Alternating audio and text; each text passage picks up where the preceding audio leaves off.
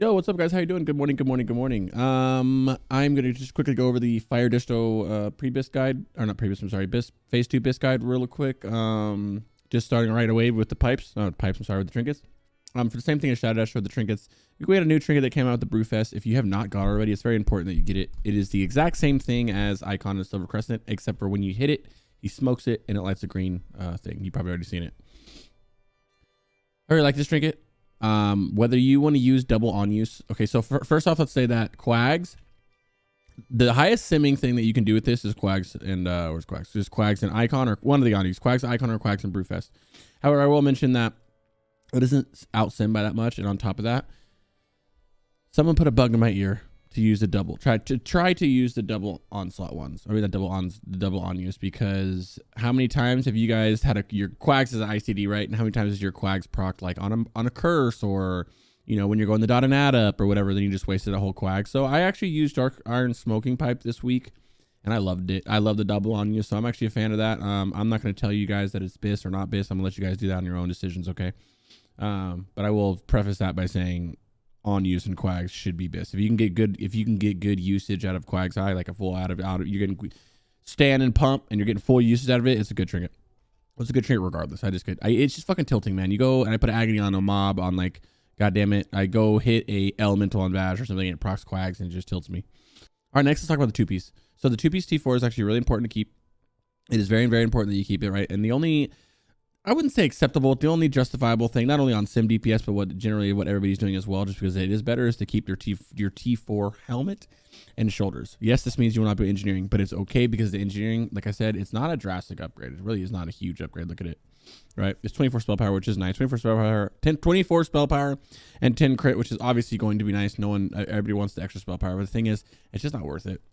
It's just not, it's not worth it. And then having to run like T4 shoulders and not run vestments or and Spellfire is so big. Spellfire gloves are just such a big deal. And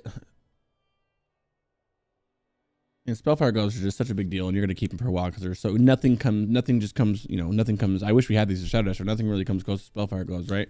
So you're not gonna run like shoulders and gloves, or shoulders and pants, or shoulders and chest, right? So you're gonna run shoulders and helm. As for the neck, Sun King's Talisman, there's nothing really to go. Oh yeah, as for engineering, that's the same thing. Same thing goes for your T5 helmet as well. So yeah, T5 helmet's gonna be better, but you need to connect that two-piece. So you're gonna just walk out leaving with the two-piece T4 and shoulders. Sun King's Talisman is the neck. Nothing really crazy here. No options here. For the cloaks, the cloaks are pretty cool. The cloaks, you have two cloaks. You have the two from T4, so the Brute Cloak with the crit, and then you have the Ruby with the hit. And then you also have Royal Cloak of the Sunstriders. Okay, so this cloak is a straight 44 spell power cloak off of KT. It's not a bad cloak. I would say that whatever cloak that you have, you're good to go with. I don't find myself using this often. This is also, I'm not phase 2 BiS, so I said in T4 the best thing you can do is get this cloak and this cloak, and there's nothing wrong with getting this cloak now too. But I would prefer to use, I like to use the crit cloak over it. Vestments, nothing to linger on here. We all want vestments. This is a crazy ass fucking upgrade. Pog, get it. Bracers, nothing here really special. It's just a lot of bracers, right? But know that you should get the season 2 bracers as well. In the meantime, it's worth the upgrade. It's very, very important to get, I think. It's not, if you look at this compared to what you were wearing before, it's not a drastic upgrade, right? Where's it? But, oh, that's all right.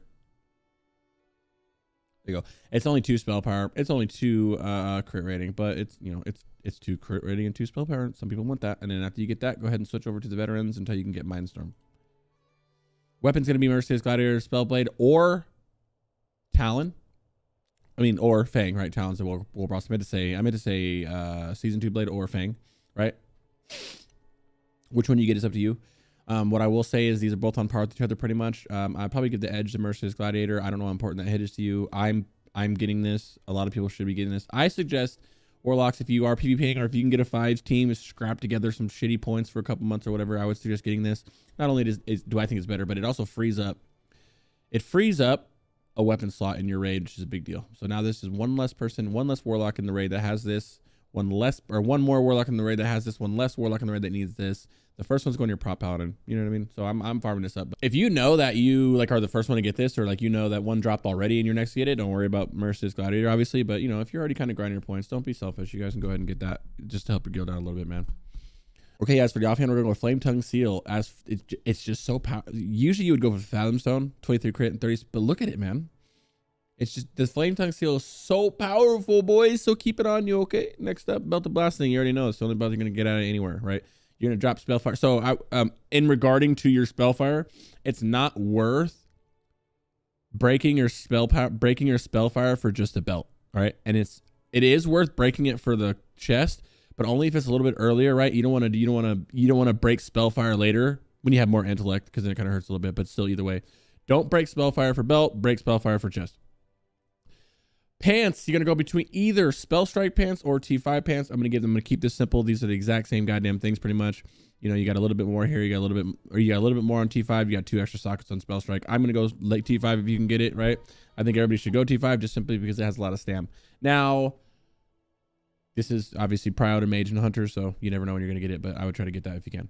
If not, no big deal. Spell strike, like I said, they're literally, you know, it's 9 spell power, 2 hit rating, and 6 crit rating, and 2 sockets on spell strike, you know, so it's close.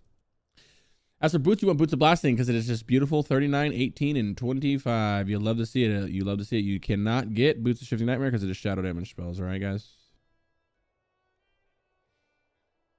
You got both our rings. We're going to go with Ring of Getting Coils for one of them. This is off of Lady Vag. Nothing really to talk about or even explain here. It makes common sense of why you want this. These are beautiful crit rings, right? And on top of that, you have Band of Eternity. This comes from the Mount Hydro attunement. So how this ring works, it works like your Karazhan ring where you upgrade it. So upgrades to this, right? And after that, it goes to this. After that, it goes to this, which ends up, as you can see, being really nice. So I'm going to wear this simply because I'm walking Mount Hydro with this. We're going to kill a fucking wave of trash back, come out, upgrade it, keep on pushing. Going for the other rings, make sure you guys keep 2 hit rings on you at all times too, whether those are Ashen's Gift or, you know, whatever the hell it is, Band of Crimson Fury. Keep it on you just in case you never need. Look at the easy swap. Look at my hit. Look at the easy swap. If you ever find yourself stuck and you don't have an LA Shaman, you can just easily fucking swap a hit ring on. Boom. Now we're back up to hit. Oh, I don't have the LA Shaman. I'm going to go need some more hit. Obviously, you can also not use rings and use trinkets too. I just want to give you a little example, boys. And that is all for the rings. And then the one is One of Forgotten Star that runs until T6, man. And that is it, my gentlemen. That is it. You fire Destro pumpers, man. You guys are doing a lot of damage, bro. You guys are doing a lot of damage, man. If you're a fire pumper out there and you're wondering if you're just holding on to your firepower because your mages are just getting ready to go arcane or whatever, hold on to that as long as you can, man, and keep on pumping, my fire brothers, man. I'll see you on the next one. Peace.